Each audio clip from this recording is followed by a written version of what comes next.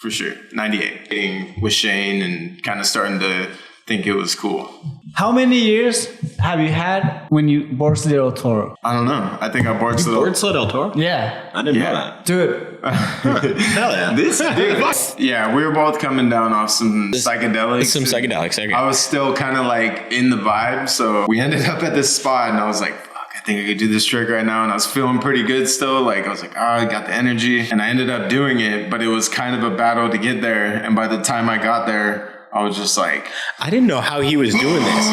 Because I was on acid. And why did you stop skating mongo? Because I actually learned how to push normal. I learned...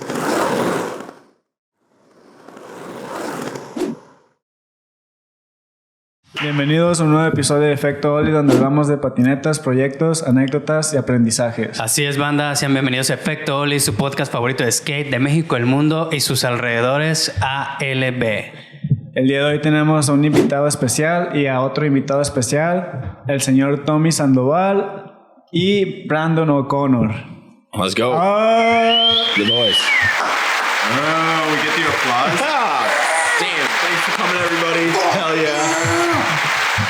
Let's go. Let's go. Yeah, that's the energy. That's the energy. Welcome, guys. Hell yeah, thanks for having us. Thank you for being here with Fuck us. yeah. For real, it's like I'm fucking hyped. I'm nervous too. Hey, we made it me too. across the border safely. Yeah. I almost didn't get in. And we found you guys after a little... I don't have my passport. I bring my ID and my birth certificate, which is sketchy. That's why I'm always looking at my bag. You can steal all my shit with my birth certificate. Yeah. But she was like, all right, this time you're good. Next time. I was like, you've been saying that. Just let's get some tacos. Oh, I got my passport, dude. He's I'm prepared. a fucking veteran. You got your Come on. passport. Yeah. I'm new to I this haven't world been here traveling. for a while, but I know. You cross with your passport and it's like easiest. Yeah, I gotta get mine. mine. Okay, you're good. Hell yeah. Hey. And then, yeah. Yeah. Because sometimes they'll make you pay a day pass. Yeah. I gave him last time. He goes, all right, you gotta do a day pass. And I go, okay.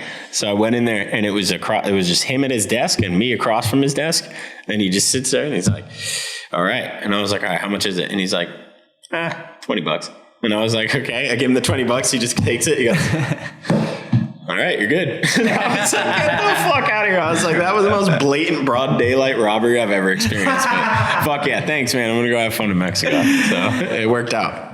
All right, Brandon, where are you from? Springfield, Massachusetts, originally.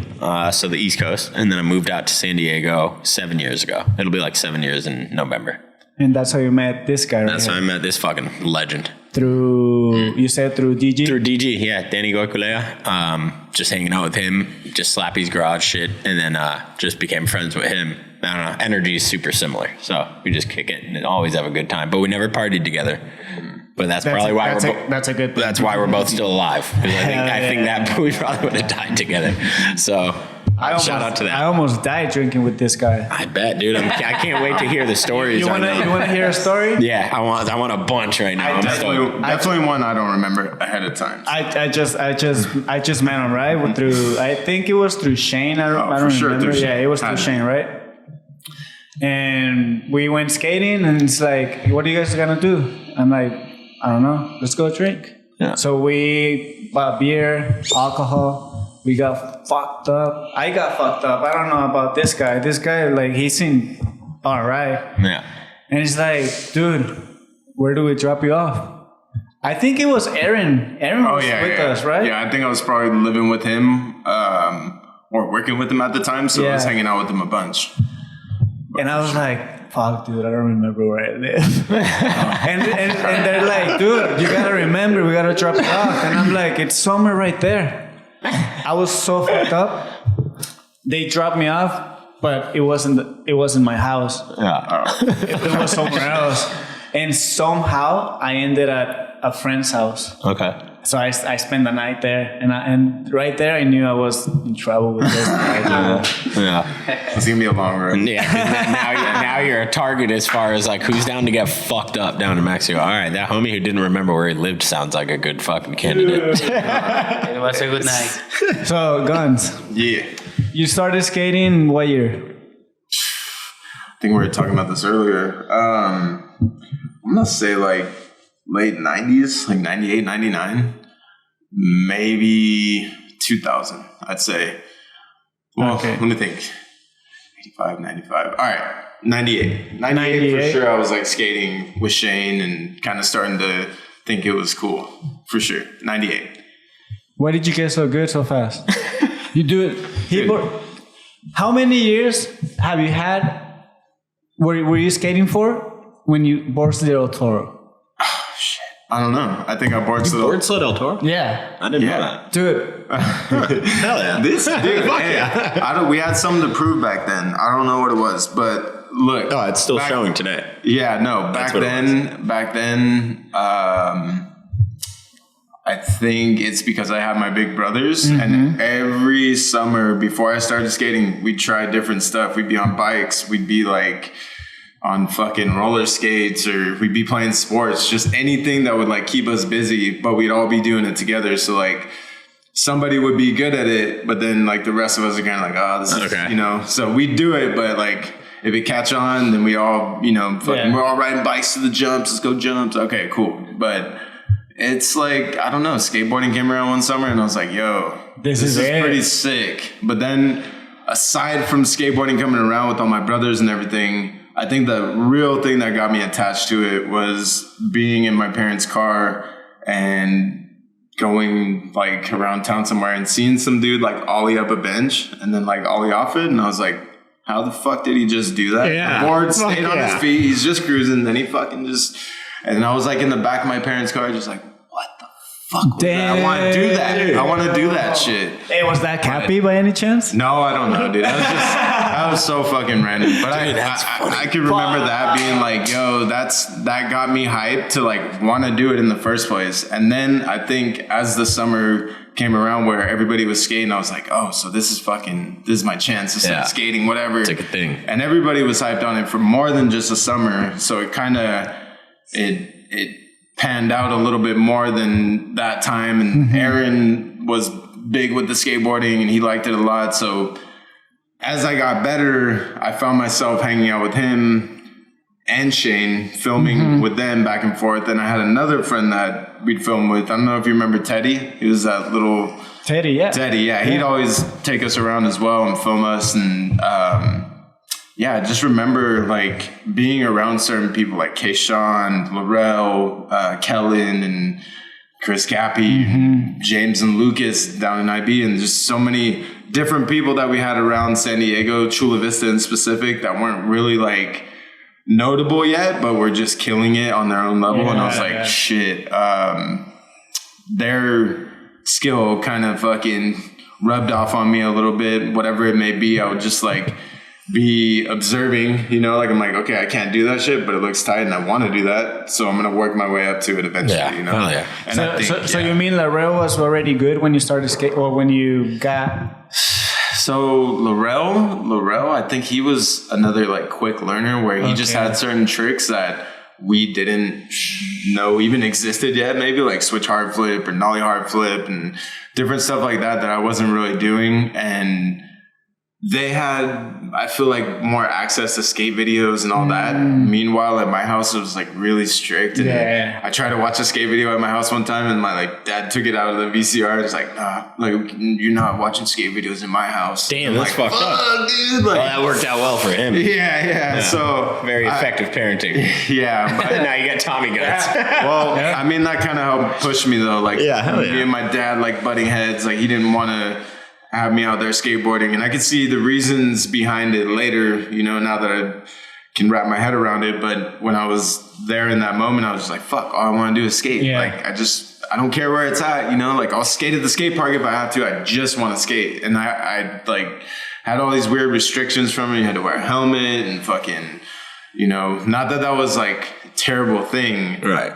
But it wasn't exactly a cool thing. Like you're skating street spots with the helmet on, and it's like, the footage may not count as much as if you don't have it on. I don't know why. Dude, people are still going through that today. Yeah. Anyways, it was just a funny phase of how I got good quickly, was just being around certain people and then having the drive to like learn something new all the time, and then going through the failure of like trying something new and not getting it, because I mean, most of the times that's what happens for us. Like, we're going to try something new. We may not get it within the first day of trying it, or we can get close or whatever.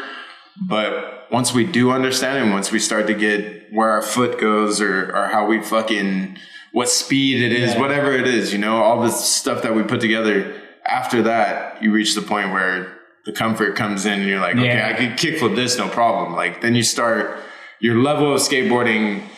Not only like you got your basics down, you can do flat ground, blah, blah, blah, but you're like, okay, now I got this really good every try. I'm going to take it down like a fucking 8 stair, a 9 stair. And I can do kickflips on flat ground now. I'm going to take it to a 9 stair right now. Yeah, pretty much. Dude, that's what he did. That's how it worked for me, dude. It worked out. I got a weird thing where like I could just push myself to believe that it was possible. And if I could do it down this, I can do it down that. Yeah. And like, remember the Secret Six? Yeah. So we had a 6 stair that was literally the most perfect 6 stair you can imagine. Like, it's fucking maybe a little higher than knee high. Yeah. And the stairs were tiny and fucking perfect runway. We would skate this thing. Is that the one that Gunner tried 180? Yeah. He was just hawking 180s. Yeah, his kid fucking following right in his footsteps. He ollied it, and then he was just, I don't think he's ever 180'd even off a curb. He was just trying 180 down it. Damn. I got the footage of it on my phone somewhere, and he's just hauling and just kicking these 180s out. And I was like, damn. I kind of looked at like Gunner and then looked at Tommy, and I was like, it's definitely your kid. For sure. Like, no DNA test needed. Is he shredding right now? What's up? Is he skating? He's on and off. He skates a little bit, but he's into baseball right now. Right. He's like into sports. The Padres just made it to the playoffs and everything, and then they lost. When they lost, he was so fucking sad. He was sad. He was like crying and upset. And, like, he wouldn't talk to us for the rest of the night. I was like, I think that a lot of people in San Diego had the same reaction to that. Yeah. I mean, it sucked, but I mean, you see how passionate he is, and I'm like, okay, like that was your passion for different stuff in my life. I felt the same way, but never got to the point where I got so upset that I would cry. Not with a sports team. You never cried on a trick that you never did, or? Nah, you know what? I've never got to the point of being so frustrated that I cry. Because I'm just not even down to get to that point. I'll end it. I'll give up. I'm not scared, dude. I'm like, hey. I give up when it gets that emotional or that frustrating, especially these days. I'm like, I'm not having fun anymore. I'm done. Yeah. I'm out here to have fun. I'm not that hungry to like get these clips anymore. Like, I'm trying to enjoy. There's like a fine line between like getting your trick and having fun. Yeah. And if you're getting your shit and you're starting to throw your board or get frustrated, or like your homie's like, oh, it's all good, and you're like, fuck you, or whatever, it's time to stop doing the trick. Because you still got to ride back to wherever you're going with those homies after you just had a mental breakdown. So it's like, it's okay. Most of the time the spot's not going anywhere. Get yourself out, get back to a mental spot where you're good and you're not ready to throw shit at your homies. Come back and do it again with different energy. Yeah. Like, once you start losing your mind, you're losing grasp of like why we started doing this shit. Yeah, so I think it's not worth it. But that's now that, right? Like, before, I used to get frustrated a lot. I still do. I still get frustrated. Sure. Because when I can't land a trick. But you always went all the way in. Like, you never that's not like you have to land the trick. I've noticed something that he does that's different, that he suppresses his energy. Like, you know what I mean? He lands his shit and then the eruption happens. So it's like, throughout the process of doing the trick, all of these emotions that we have, and like, we throw our board, get freaked, whatever, focus it, like yell, scream. There's really not that much of that with him. It's after he lands the tricks, he just explodes. I have fucking so many clips on my phone of like after bangs or whatever that you can just see it going. And you're just like, dude, he's like exploding right now. Like, all of the energy comes out when he's riding away. The fakey frontside flip down the fucking 4 block or whatever. That's we were both. Yeah, we were both coming down off some psychedelics. Okay. I was still kind of like in the vibe, so we ended up at this spot, and I was like, fuck, I think I could do this trick right now. And I was feeling pretty good still. Like, I was like, I got the energy. And I ended up doing it, but it was kind of a battle to get there. And by the time I got there, I was just like, I didn't know how he was doing this because like, I was on acid. I was on acid, and I chose to walk up the hilltop so you could see all of like TJ. You know, and you're just looking over Tijuana, and it's like, hell yeah, like I'm on acid. This is enjoying sick. it. And this dude's down here fakey front stuff. I'm like, I don't know how the fuck he's doing that. We took the same amount, so I'm like, I'm fucking tripping. Like this dude's going for it. Was he filming or just? Yeah. Okay. And we had Dave Bashinsky with us too, and he was out there. It was the first time like us three ever went down there, and he rode away. I'll find the clip and I'll show you guys. Yeah. He rides away, and he's like, "Fuck you, little bitch!" But he's like looking in Dave's direction, and Dave doesn't really know him like that, so he thought Dave thought Tommy was talking to him. Oh, so he's like, "Fuck you, little bitch!" What? And Dave was kind of like, "What the fuck is going on right now?" You know what I mean? Tommy hates me. He's got the clip. When he rides away, he just "fuck you, little bitch," and I'm just like, there it is. okay, you can listen to it. All right.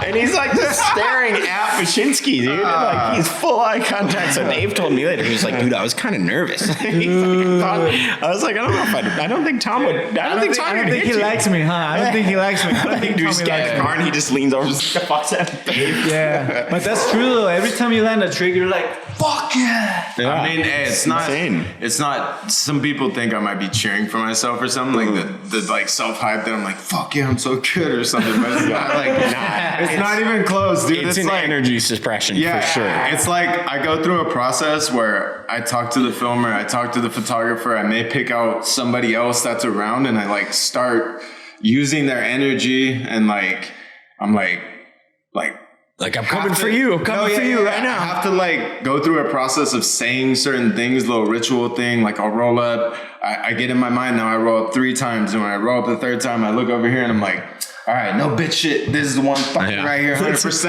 After I say that, it's like mentally like boom, like I'm going.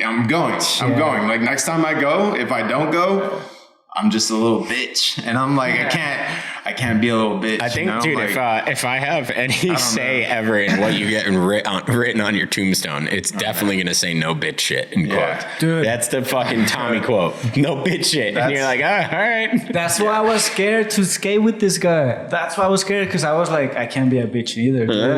If he's going to a 14th stair, I got to skate it with him. And most of the time, I wasn't at that level. Like, I wasn't fucking... You played the role pretty well. You made it seem like you were. I was like, fuck, dude.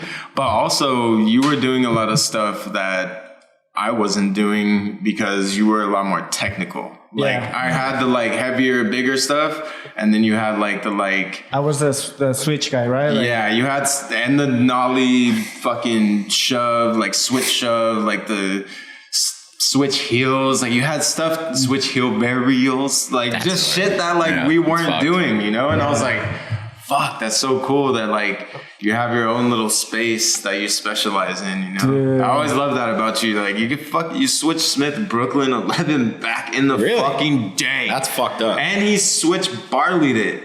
Fucking before people were doing that shit like that. That's I was like, what? Because of you, man. You fucking that was pushed. because you're fucked up. That's just because you're good. Tell me if this is true, Tommy. Back in the day when you were doing your sponsor me tapes, people didn't want to sponsor you, huh? Like the skate shops and stuff like that? You know what? I don't know if it was that they didn't want to sponsor me. I think I was so all over the place with trying to go to different shops and get sponsored by all of them and just get free boards all the time that I really didn't like care. You know, I was just like, so you were hustling. Exactly. Hey, take that as a no. Any little kids that are listening to this shit that do that fucking post their shit and tag 6 skate shops, 8 board companies, 5 wheel companies, 10 shoe companies. Did you hear what he said in the beginning? They didn't want to hook him up. They didn't. Learn from that. That's a thing. Pick one, fly the flag, rep that shit, and then ride for him. There's a process to that. Save yourself the embarrassment. Stick with one. Yeah, dude. It helps. I think around town it was funny because like we had a little group of kids that were good, right? And then there was like me, Kellen, and Laurel, like that we specialized the most in those specific areas. Kellen was the tech, like crazy nard fucking ledges, manuals, everything.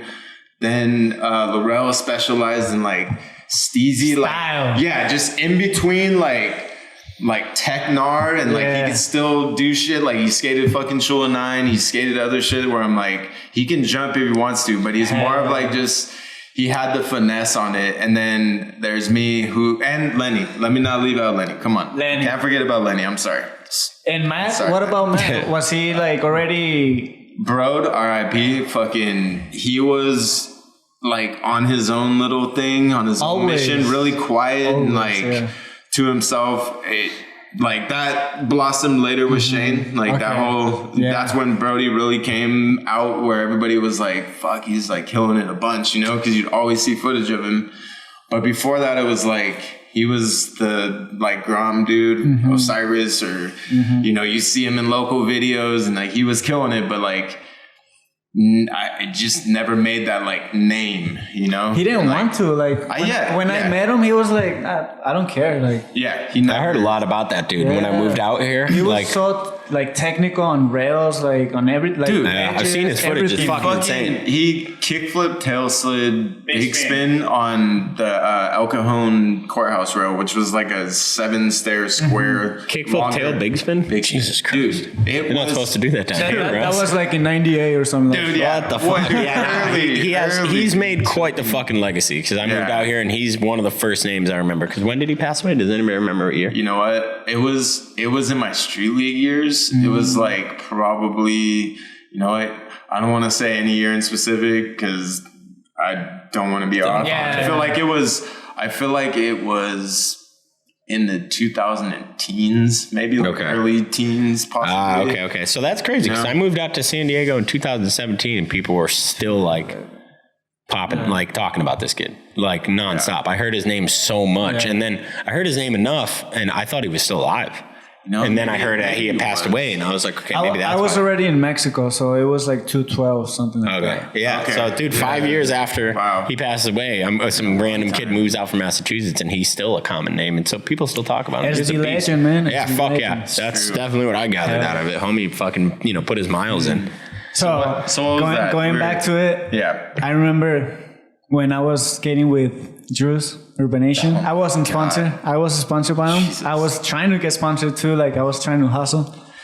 And Drew's like, I just got a sponsor me tape from this guy who smith grinded a 14-stair rail, but I don't know if I should get him because I think he pushes mongo. I did. Did you? I think he saw me skating Point Loma at that point. I threw down and I pushed with my wrong foot. I used to do it. It just felt so right. Yeah, it worked. And then he's like, tell me what you think. And I saw the video and I was like, fuck. Well, like, why do you want to sponsor him?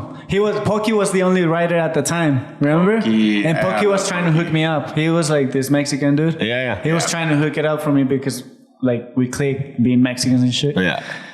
And he showed me the video. I'm like, nah, dude, put him on. Like, for reals. And he put you on, huh? But did you get any sponsors before that? Before Urbanation? Yeah. Yeah, I had a couple different shops and stuff. I was already just riding for every shop. No, for real. Urbanation was the first one that I locked down for like an extended period of time. Beside that, way back when, like my first that I can claim being like my one that they give me boards or whatever, South Bay Urban Skate. Oh. Yeah, the OG, like right there in that little like the Bonds parking lot where we skate the Legend. Yeah. Hell yeah. But yeah, I mean, Urbanation, that was probably the first one where I was on for, up until I started getting into skateboarding, like as Tommy Sandoval. Yeah. Like, fucking, you have an opportunity, blah, blah, blah, But we even skated fucking Battle of the Shops for Urbanation. You remember that? Yeah, I remember. Did you skate that with us? There was the 10-stair rail, the San Diego replica. I skated the replica, but on the Mara Rolly for rails. Yeah, I skated. I didn't skate it before. Yeah, but what about that board slide though? I remember because I heard of Tommy, but not as Tommy Sandoval, as someone from Chula Vista board slid it El Toro? Yeah. And that was when El Toro was like barely, like, I think, Arto from boarded it. Like, Yeah. met Oh, yeah, somebody. Fucking shout out Yeah. Arto. Jesus Christ. I think, whatchamacallit? Tosh Feebled it. just feebled it. Yeah. Like, Fuck, that dude was sick. Yeah, like within that time that like not very much had been done on it. I don't know, dude. We would try and go to the certain spots that you felt like would make the most impact. Yeah. Like we would skate. Who's we? Me and You were the only one throwing yourself down. me and whoever was down to try and skate it with me, or the fucking filmer. And the filmer is all we have. We've never had a photographer. Doing a board sliding a 20 stair where you're the only one skating it is suspicious activity. fakey. That's fucked up. Too fakey. To Yeah, fakey? to fakey. Why did we leave that part out? That's fucked up. What Dude, the fuck? I don't know, man. Like, and no, I don't know. It was because Sheesh. I already had my mindset on a certain style of skateboarding. I was already that type of skateboarder. I was like jumping down bigger stuff than everybody else. I was skating bigger rails than everybody else. So I already put myself in a weird position where like I can't turn back and like just stay Downgrade. You might as well keep going up. Yeah, I'm like I'm already able to fucking board slide 14 stair, 15 stair rails. Now I just need to see if I can do that same thing on the biggest rail I can fucking possibly On a imagine. handrail at the makes moment, sense, though. you know? You just gotta hang on to it a little bit farther. But the credibility of El Toro at the time too kind of like sent it for me where I was like, if I just do it, even though it's been done, I can show anybody, any sponsor anywhere that I can do that shit. Yeah. So if you take me to another rail that's equally as big as El Toro, I could probably do that Right. shit Yeah, too. no, that's so it doesn't have to be that. Yeah. I'm just showing you my skill level. Yeah, You know? that's the way it And goes. then in that same video, I'm pretty sure I lip slid it too. Did you? I have, yeah. Oh, in that video. In probably the same day. Before or after Heath? You know what? Hey, wait. I'm saying the day I board slid it and board slid fakey, I think I lip slid it too because I had my shirt off. Fuck, for real? Was that before or after Heath? That was way after Heath. Oh, That okay. was- All right. I was about to say, we might need to bring Heath in here and have a little way. talk. Who was first? Heath, right? Of course. And then who Yeah. was second? Fuck. Arto From board, you know what? or Tosh? No. Definitely Arto before Tosh, but I'm trying to think of after Smith grind? yeah, Smith Yeah. Grind, I think was before those two. Okay. Because I was Matt Mumford in like the Globe video, I think. Or was it a zero video? Oh, no. I think it was Globe video. Okay. He 50-50s it, Yeah. and then he Smith grinds it. So that was in between the lip slide and the front board, I think. So those basics kind of got covered. And then I think around the same time, the front board and Feeble, Ben Gilly 5-0'd it. Ooh. Before the board slide? I could probably say around the same Around the time, same or like, time? yeah, because he did that in like an all black label. Like, See, all these way pros back, doing shit down El Toro, like all these known people, touched and came up because of El Toro too. Yeah. Doing the definitely Feeble. helped him come up, Yeah. dude. Like he was definitely skating at the level where he had something special. So no matter what, he was gonna make it because he had a style. Yeah, I remember being a big fan he of that had- kid. he when I was a kid. He had a credibility too, aside from him being a good skateboarder, like being even semi good at skating. His dad was a professional surfer. Yeah. Oh, So shit. he already had He something- looks like a surfer. Tosh does. He already had something going for him. Like Yeah. even if skateboarding didn't work out. And he was small too, like he was like 14 years old when he did it. How old were you? I was probably 16, 16? 17 maybe. More, yeah, because, oh, you know what? When I tried to ollie it, I was probably 16. And then like maybe 17 or 18 when I board slid it and lip slid it. Because I was like, yeah, I went there and we have like a high 8 tape of me trying to ollie it. Oh my sick. God, bro. I have all right. In, The hair. dude, in New Blood, yeah, New Blood. You remember I have like the short like Jufro? Yeah. I had that, but it was like crazy, like Jim Morrison style, and I fucking was wearing this kit, dude. I had these blue pants on with this fucking thrift store button up, and like Looking like he's on his way to a Christmas party and shit. I look like I deserved to fucking take this lunch. I was like, You fucking pile of shit. I fucking tried it though, and I stuck it first and only try. My board fucking split in 2 pieces. I fucking roll forward, hit my head, and do a front flip from like the fucking force, and then get up, and I'm just like, yo, God, these clothes fucking. yo. He just gets up. These fucking clothes are awful. Why did I wear this? I just grabbed my board. I was like, let's get out of here.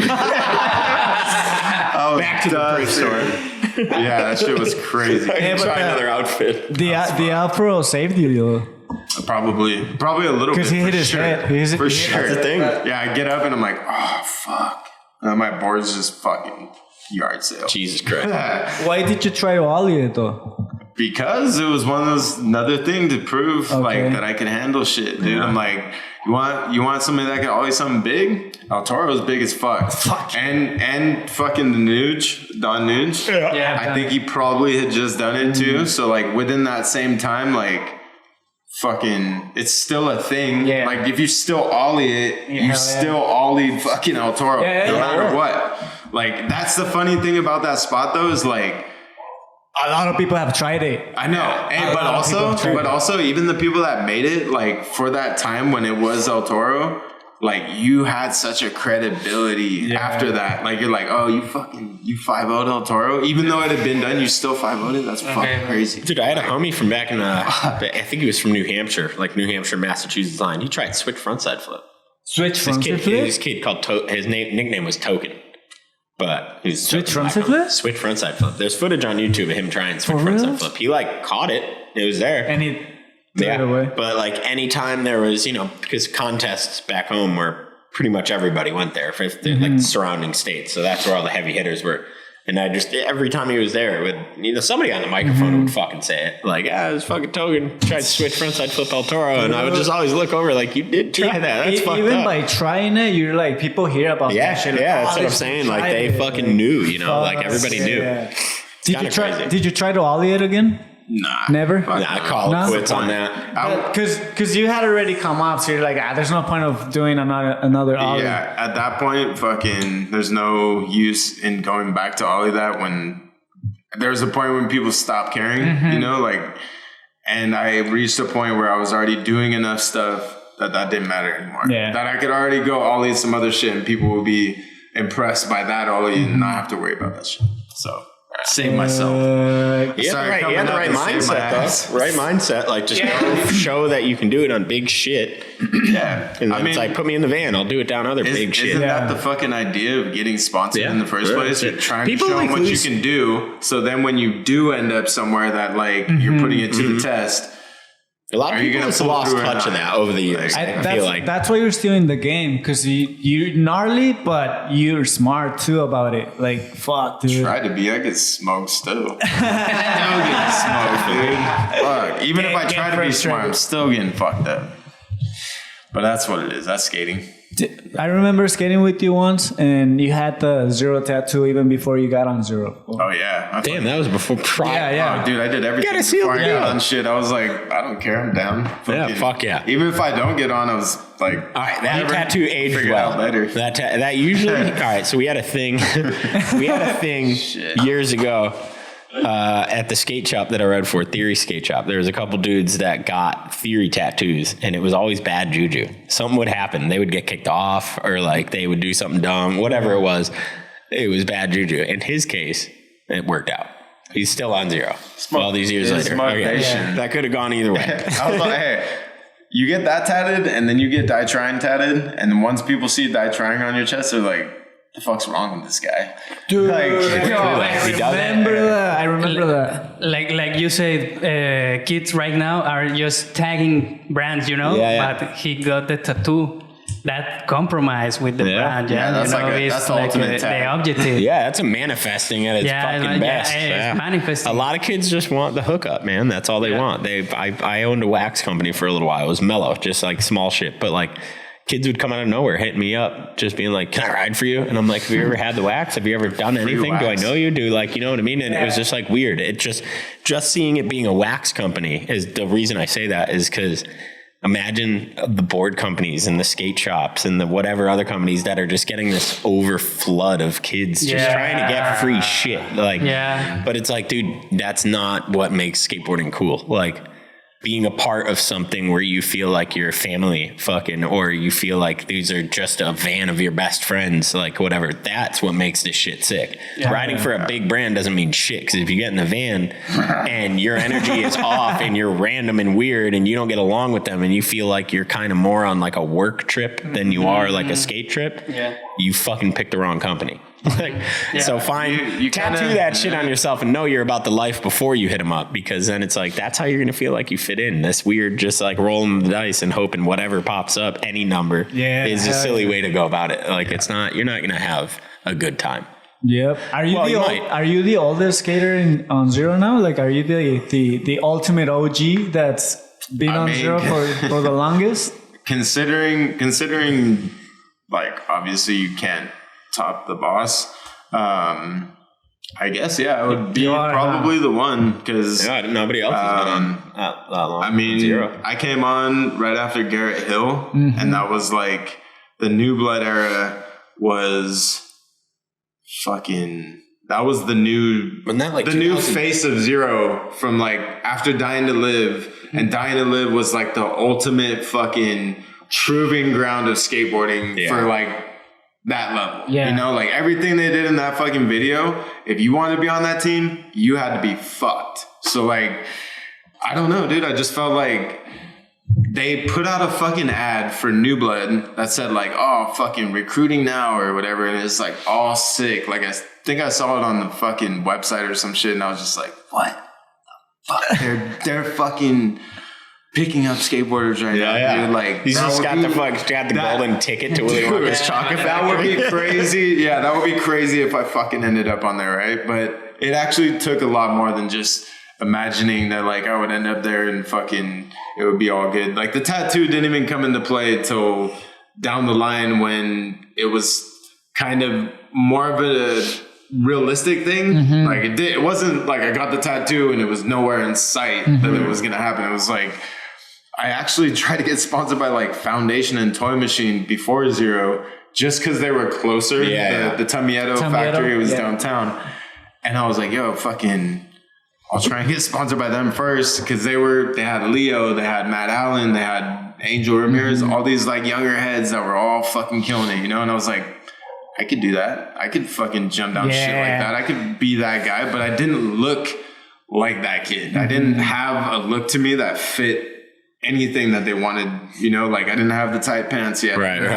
I was just looking like the scrubbiest fool that could wearing blue pants and a fucking Hawaiian t-shirt. I couldn't figure out what my style was, dude. I was like in between fucking fresh and hash, and like I couldn't decide which way I wanted to go. I used to wear baggy pants, no shirts, no shirts. I used to wear fucking gym shorts and no shirt, just fucking straight, or just a fucking tank top. And fucking, I used to wear sweats a lot, like Adam Sandler. Yeah, dude, it was the most fucking uncoordinated fit, like in the beginning, but all you cared about was fucking go down shit. Like, I just needed to skate. I didn't care what I looked like while I was doing it. That's like what it should be, but everything's its own weird economy and fucking whatever. So you gotta have this look. It's weird. I think getting on Zero really helped me build my style and build like my skateboarding into like what it's became and how I look on my skateboard.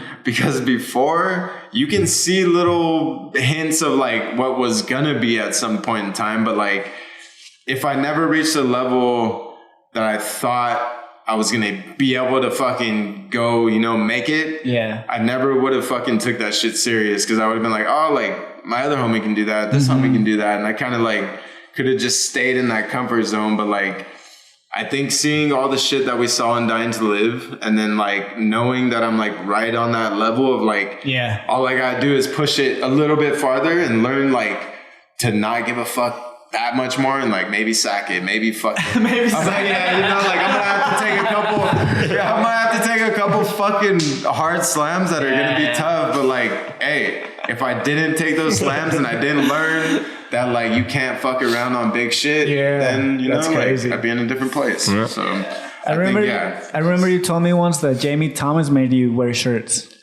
Eventually, probably for sure. What the fuck did I get this zero tattoo for, fool? I'm representing right here, bro. I got the T on permanently. It's already there, dude. We have values. So you're supposed to put it on the front. Right? And why did you stop skating mongo? Because I actually learned how to push normal. Because I learned to push with my right foot instead of my left foot. Switch push strong. Oh yeah, my switch push is strong. good. I used to be mongo too. Good. I used to be mongo too, and Nate Greenwood too. So it's okay. You just got to get rid of it. At some it point. transfers over into your switch game later. It does.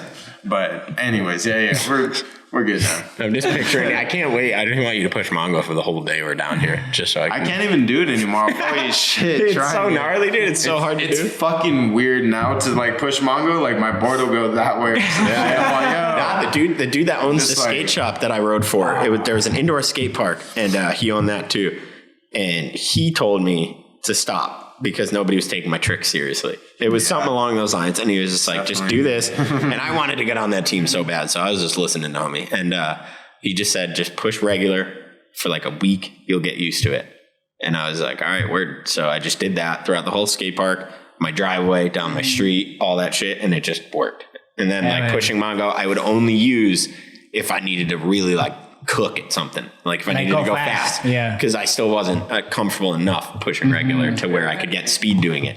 So the only time I would do mongo for the longest time after that was like if I really just like short run up, need to go fast. Yeah, but if you think about it, it's way easier if you push normal. Like so easy. Going down a 13 rail, doing a backflip, pushing mongo, like this guy. That should look crazy. You're putting a whole extra step to your foot. You gotta put your foot on, then get up. Yeah, it's totally. I didn't know that. It just felt comfortable. A lot of people do. I wonder what the brain fucking reasoning behind that is, because a lot of people that step on their skateboard, their first thought is to push mongo. Yeah, most kids do. It's kind of like just a weird. I wonder why. I don't know. That's crazy. That's a crazy. We're gonna have to do a fucking scientific experiment about this. That's what I'm dedicating my life to. Why the fuck do we push mongo? You gotta push mongo today. Yeah, we gotta seriously try it. Let's get it. We'll just slow mo every mongo push, like all dramatic and shit. So fucking hard. I used to throw down mongo. Yeah. So and boards like Toro. Not this hand. I used to throw down this hand. Yeah. So the back hand with the wrong foot, and then like somehow. So you know how Reynolds does it with the right hand, but makes it look all steezy and shit. It wasn't at all. Dude, it was terrible. Dude, let's go skate. Let's do it. Dying to live. The Die Trying tattoo.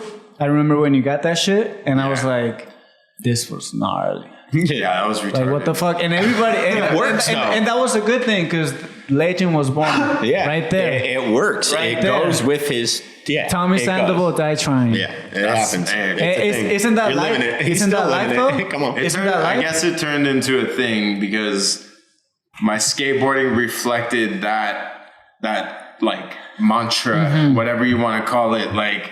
It's not something necessarily that I live by where I'm like, fucking Die Trying. If I don't do this trick, it's like, no. You do it's a fucking, it's a mind state really that like anything can happen at any time and we're going to die trying something. Yeah. Whether it be something we were passionate about or just something fucking normal, like going to the store, just dumb shit and we get hit by a car. Yeah. Life. There you go. Die trying. So die trying comes down to a simple like thought of just like here, everything and nothing at the same time. Push hard. It's like, I fuck with that because that works. So, we're at risk every time we walk out of our door. Yeah. Even if we're not walking out of our door. That's die trying. That's really the fucking thought process behind that tattoo. Like I was just in the thought of like if I got something that like told me every time I like was reminded, if I look at it and I just think I'm like, you got that because you just have one opportunity to get things done and you're here and now for this opportunity, you know? And if you don't take advantage of certain things, it's going to pass you up. So it's like, just get it. Dude. And you did it. Go out there and get it. You did it. Fuck still doing it. Not finished. Hell no. We still got more. We're about to get to it today. Fuck yeah. I got more today. I got a part coming out end of this year and next year. So sometime in the next like 5 months. Why is it going to be a VX part? I got the last VX part for 0, and then after that they're going HD and moving on. Hell yeah. It's time. I'm like, yeah, Jamie gave that one to me. Hell yeah, dude. Let me walk away with something, huh? Yep. And I've seen that footy. It's coming. There's some stuff out there. Gnarly shit coming up. Get ready, dude. One more banger for 0 videos, and then one more good falling part, and maybe just try and ease out of it, you know? Just chill. Not Enjoy. make crazy ass video Chill parts, and but still enjoy. have fun and like. No, because you got all the manual game, you got ledge game, you got all the shit where you notice most dudes like big heavy hitters, they make the switch and it takes a while to get down. Technical. He's already got the tech shit. So making the switch to the lower impact shit where your body can you can do something and actually skate for the next week. He's already there. So it's kind of sick. Imagine putting that energy on a tech trick. Switch heel, tail slide, switch heel, big spin out or some shit like that. He can do it. He can do it. Oh yeah, the mindset. Half the battle is your brain, and he's already there. So it's kind of like watching that. Like you watch Dave Baczynski now to bring him up again. Oh yeah. Look at his old video parts. Where there's one called Nor'easter. You guys need to look up. That's like when he was 16. For the skate shop? No, it was a homie video. Fucking this dude. God damn it, I'm forgetting his name right now because I'm cooked. But yeah. Oh, Justin Hogan. My bad, G. If you're listening to this, love you, dude. He put it out. So Dave's doing fucking like Suski grind 180 down Hollywood 12, and he's like nose blending like 14 stair rails and front feebles, front 5-0s. He's big gap, big rail skater. And now you watch his parts and it's just tech shit, manual shit, quarter pipe shit, whatever. He made that transfer, but his is going to be like a weird, different. It's gonna go. He could be like, all right, you're filming a whole part right now. It can't be any rails or drops. He'd be like, all right, yeah, got it. Like I got it. You know what I mean? I don't know if he's gonna have as much fun because that's not his niche. That's the thing, though. It's gonna come out and it's gonna be sick. You haven't seen it. It's coming. He's got a whole fucking. He's take it easy trying. Dude, like that's what he's gonna get on his chest. I bet we're gonna go to a spot. And it's like, well, let's go to a manual spot. Yeah, I'm down for a manual spot. Let's go.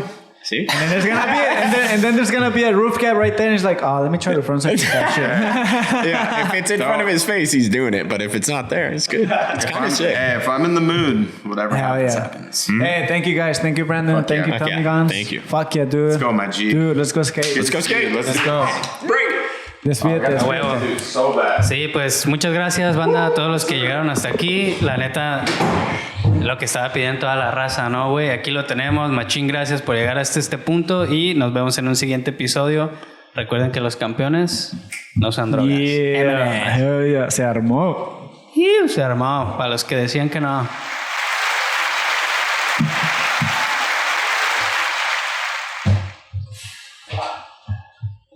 Good shit, boys. These guys are already down there. Appreciate that. I love jibber jabbering. Just talking on mic. Hell yeah, it's fun. Appreciate that.